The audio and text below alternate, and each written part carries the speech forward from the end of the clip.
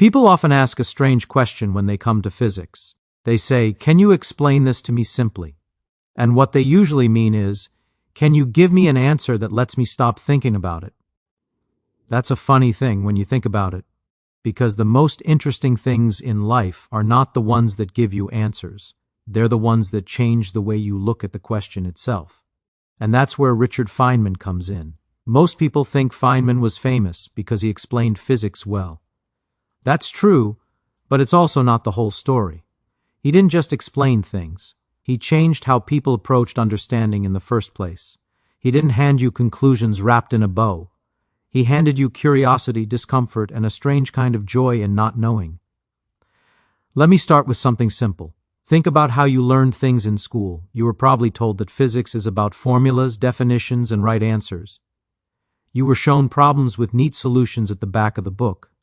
You learned that if you followed the steps correctly, you would get the correct result. And if you got the correct result, that meant you understood. But did it?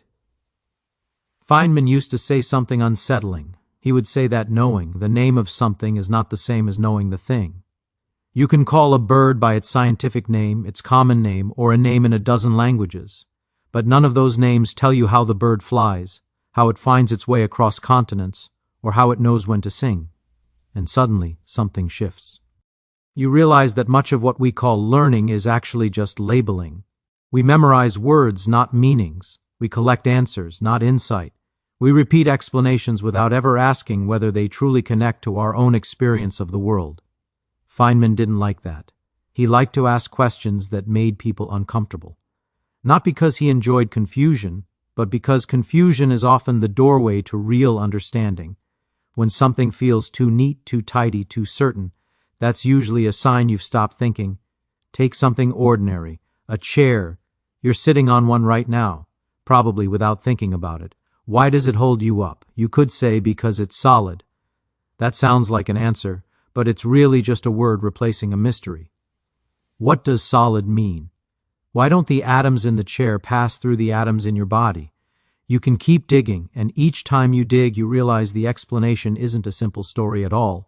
It's layers of behavior, interaction, and patterns that don't fit neatly into everyday language. Feynman loved that moment. The moment when you realize that the universe doesn't owe you an easy explanation. And here's the important part. Instead of getting frustrated, he found that moment delightful. He treated not knowing as an invitation, not a failure. That's the difference. Most people want physics to give them certainty. Feynman wanted it to give him wonder. He wasn't chasing comfort. He was chasing honesty. Think about how children ask questions. A child doesn't ask, "What's the correct definition?" A child asks, "Why?" And then when you answer, they ask, "But why that?" And then, "Why again?" It can feel exhausting, but it's actually profound. The child isn't satisfied with surface answers. They want the structure underneath. Somewhere along the way, many adults lose that habit. We become embarrassed to ask basic questions. We assume that if something is written in a textbook, it must be fully understood by someone else, and therefore we shouldn't question it too deeply. Feynman refused to play that game. He was famous for saying, in essence, "If I can't explain it simply, I don't understand it." But people often misunderstand what he meant by simply. He didn't mean shallow, he meant honest. He meant grounded in everyday experience, stripped of unnecessary decoration. He wasn't trying to sound smart, he was trying to be clear. And clarity is hard. It's much easier to hide behind complex language. It's much easier to say something that sounds impressive than something that is true in a deep way. Feynman had no patience for that. If an idea couldn't survive being poked, questioned, and rephrased in plain language, then it wasn't solid enough yet. That attitude didn't just apply to physics. It applied to life. He once pointed out that uncertainty is not a weakness of science, it's its strength. Science doesn't progress by pretending we know everything. It progresses by admitting, openly and cheerfully, that we don't. Think about how radical that is. In a world where people argue fiercely about who is right, Feynman stood up and said, "I might be wrong." And he meant it. He didn't say it to sound humble. He said it because reality doesn't care about our confidence. The universe does what it does whether we understand it or not. And that realization leads to something powerful. When you stop demanding certainty, you become more open. When you stop clinging to answers, you start noticing patterns. When you stop defending your beliefs, you start refining them. Feynman didn't teach people what to think. He taught them how to notice when their thinking had stopped. Consider how often we mistake familiarity for understanding. We see the sun rise every morning. We think we understand it. But do we? Or have we just gotten used to it? The moment you really think about what's happening, truly think about it, the everyday becomes strange again. The ordinary becomes extraordinary. Feynman believed that the beauty of physics wasn't in the equations or the results. It was in the fact that the universe is understandable at all, that we can ask questions and get answers that are consistent, testable, and sometimes surprising. But he also believed that every answer opens the door to deeper questions. That's not a flaw, that's the point. When you hear someone say, physics explains everything, be careful.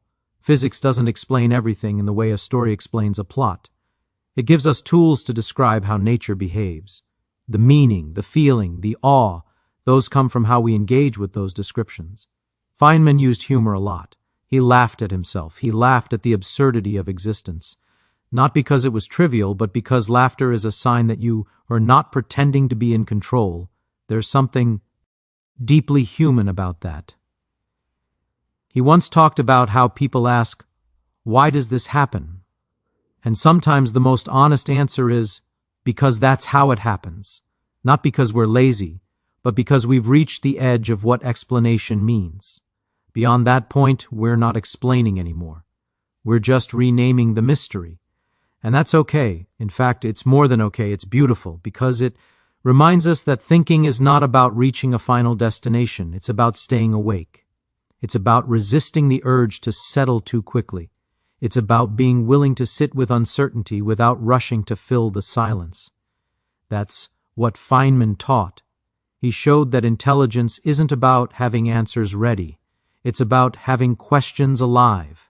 It's about noticing when something doesn't quite make sense and having the courage to say so, even if everyone else seems comfortable. Imagine applying that way of thinking beyond physics. What if we approached our beliefs the same way? What if we treated opinions not as possessions to defend, but as ideas to test? What if we allowed ourselves to say, "I don't know yet," without feeling embarrassed? The world would feel very different. Feynman once said that the first principle is that you must not fool yourself, and you are the easiest person to fool. That's not just a scientific warning. That's a life lesson. We like stories that make us feel certain, important, and right, but reality is under no obligation to match our preferences. Thinking honestly means constantly checking whether our explanations still match what we observe, and that takes humility, but it also takes joy. Because when you stop pretending have it all figured out, the universe opens up. Every question becomes an adventure. Every answer becomes provisional, a stepping stone rather than a wall. That's why Feynman didn't just explain physics. He taught how to think. He taught that curiosity is more important than certainty, that understanding is deeper than memorization, that clarity is kinder than complexity, and that admitting ignorance is not the end of learning but the beginning of it.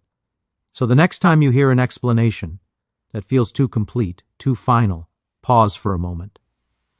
Ask yourself whether it truly explains or whether it just makes the mystery quiet. Ask yourself whether it invites further thought or shuts it down. And maybe, just maybe, allow yourself to say the most powerful phrase in all of science and all of life, "I don't know, yet," because in that space, between knowing and not knowing, is where real thinking lives. Now, once you accept that not knowing is allowed, something interesting happens. You stop being afraid of simple questions. You stop worrying whether a question sounds childish or naive. And that's important because some of the deepest questions are simple. For example, people often ask, "What is reality really made of?"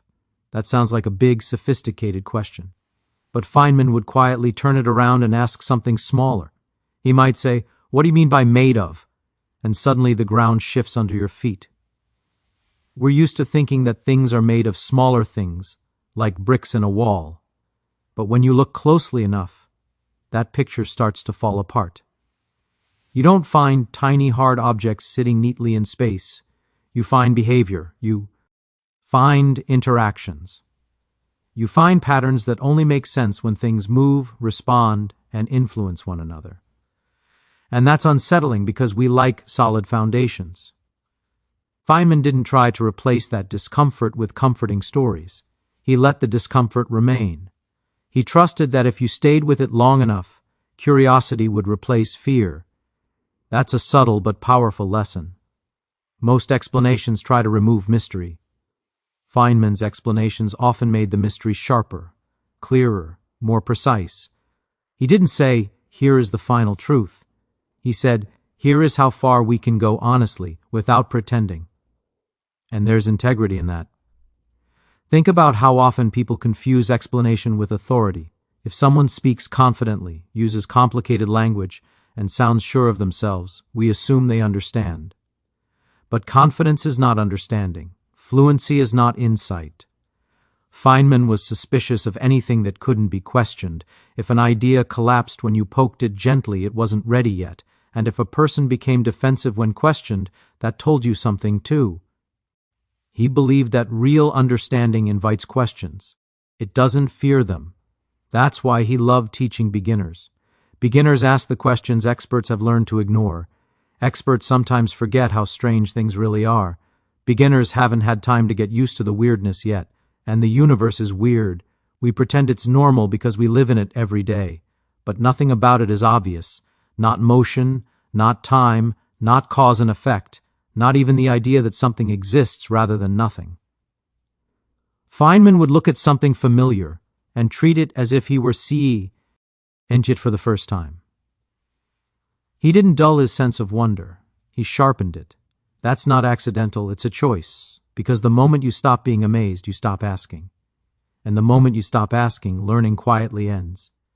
He once joked that philosophy of science is about as useful to scientists as ornithology is to birds. But that wasn't contempt, it was a reminder. Thinking is not something you outsource. You don't learn how to think by memorizing what others have thought. You learn it by engaging directly with reality, by testing ideas against experience, by noticing when explanations feel empty, by being honest about confusion. And honesty, in Feynman's sense, was not moral purity. It was intellectual cleanliness. Don't add things you don't need. Don't pretend to know more than you do. Don't confuse elegance with truth. There's a temptation in science and in life to fall in love with beautiful ideas. But nature doesn't care whether an idea is beautiful. It cares whether it works, whether it matches what actually happens. That's humbling. And humility, strangely enough, makes thinking stronger, not weaker. When you accept that you might be wrong, you listen more carefully. You observe more closely. You become flexible instead of rigid. You adapt instead of defend. Feynman trusted that process. He trusted reality more than reputation, more than tradition, more than authority. That's why his influence lasted far beyond his technical work. People didn't just remember what he said. They remembered how he thought. He made thinking feel alive. Not like a duty, not like a chore, but like play.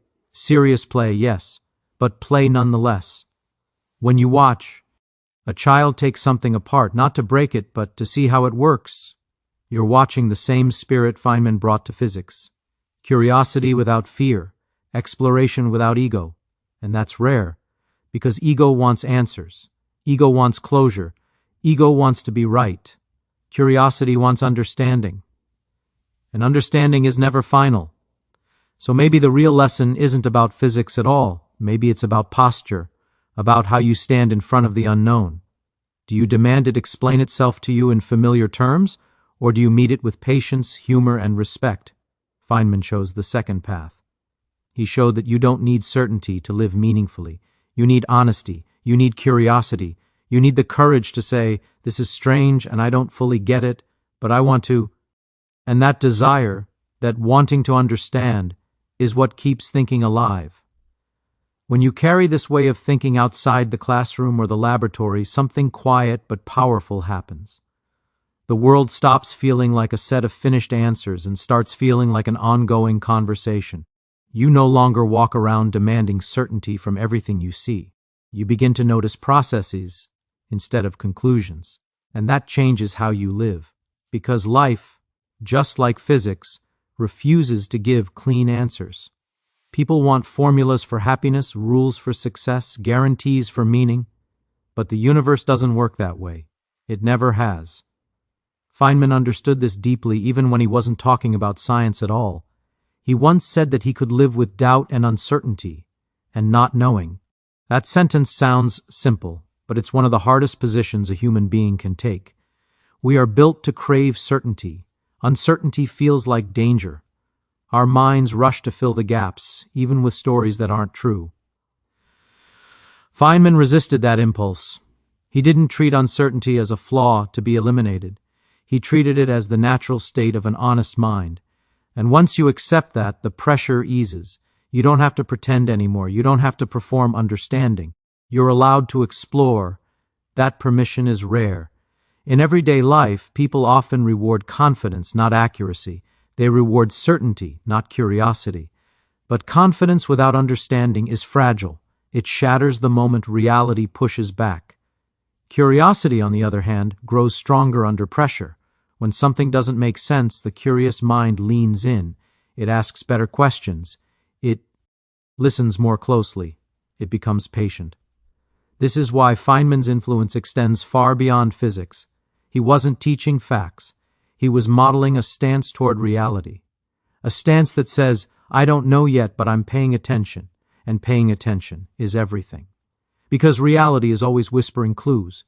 In patterns, in inconsistencies, in surprises. But you only hear them if you're not busy defending a belief or protecting an image of yourself as someone who already knows. Feynman often joked, laughed, played drums, told stories. That wasn't a distraction from his thinking. It was part of it. Playfulness keeps the mind flexible. Humor dissolves fear. Wonder keeps questions alive. A rigid mind cannot learn. A fearful mind cannot explore. So when he stripped physics of unnecessary seriousness, he wasn't making it shallow. He was making it honest. There's a lesson there for everything we do. When we overcomplicate things, sometimes we're not being deep. We're hiding. We're hiding from the simple questions that might expose confusion. We're hiding from the possibility that we've been wrong. But being wrong is not a failure of thinking. It's proof that thinking is happening. The only real failure is refusing to look again. Feynman once warned about the easiest person to fool being yourself, and that warning applies everywhere, in science, in beliefs, in relationships, in ambitions. We tell ourselves stories because they feel comfortable. But comfort is not truth. Truth has texture. It resists. It surprises. It doesn't bend to our preferences. And yet Feynman didn't see this as bleak, quite the opposite. He saw it as beautiful, because a universe that doesn't owe us clarity is a universe that invites endless discovery. There is always more to learn, always another layer, always another way to look. If everything were fully understood, curiosity would die. Meaning would collapse into routine. Instead, we live in a world that is strange enough to keep us awake. That's not a curse. That's a gift. So when people ask, what did Feynman believe? The honest answer is that he believed in the process, not the conclusions. He believed in testing ideas, in laughing at confusion, in refusing to pretend. He believed that understanding is something you do, not something you possess. And maybe that's the most important lesson of all. You don't have to be a physicist to think this way. You don't need equations or experiments. You just need the courage to ask, do I really understand this? And the humility to accept the answer. When you live like that, the world opens up. Ordinary things become strange again. Simple moments regain depth. Questions become companions instead of threats. And in that space, between knowing and not knowing, something quietly extraordinary happens. You begin to think for yourself, not because you reject knowledge, but because you respect it too much to fake it. Not because you distrust experts, but because you understand that understanding cannot be borrowed. Feynman never gave answers because answers end conversations. He changed the question because questions keep us alive. And as long as we keep asking, honestly, playfully, fearlessly, physics never stops being new, and neither does life.